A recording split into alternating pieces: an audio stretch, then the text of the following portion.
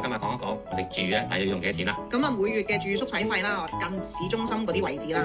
咁啊 WiFi 屋企咧，咁大概700幾蚊啦，咁又平又貴啦。咁呢度合共咧大概2萬匹嘅。頭先咧我哋嗰度係18,000蚊加6000蚊，就用咗22,000蚊，都幾錢啦？好咧，我要寫低㗎，你唔好咁樣考我啊！而家4萬4， 4萬4，唔多謝。係咁，而家係4萬4啦。同全球買樓係你買樓一唔關移民事係兩件事嘅。應該咁講啦，即係其實平咧真係有平使嘅。咪首先大家要明白一樣嘢，我哋香港人咧唔好降低自己生活質素。可以咧，以一個香港人嘅即係中等階層嘅人咧嚟到呢度咧，做翻泰國中等嘅階層咧，其實你會係即係個生活水準係低咗好多嘅。就係有啲人啱喺街度訪問咧，啲泰國人咧究竟喺曼谷生活咧，即係大概應該要揾幾錢先夠咧？之後咧，我會同大家講講咧，或者你買樓方面嘅嘢咧，好多中意買樓㗎嘛，喺泰國，或者我少少嘅意見啦，同埋好多 idea 俾你哋睇啦。你哋唔會坐巴士㗎，講真啱唔啱啊？你唔可以成日坐 BTS。即係如果你真係喺度住嘅咧，咪好多地方將會改啊。我都係要5萬蚊㗎啦。嗱5萬蚊咧，我上次成日都講話5萬蚊其實真係唔係幾夠嘅。或者食個蛋撻都唔知幾多錢，你成日會諗香港嘢食㗎啦。成日都話你嚟到呢度住嘅，你咪應該要住好啲，係咪應該有部車嘅？其實呢啲油咁平，呢度最抵嘅就係揸車，車住唔係打車，係泰國最平嘅。唔使講添，我中間。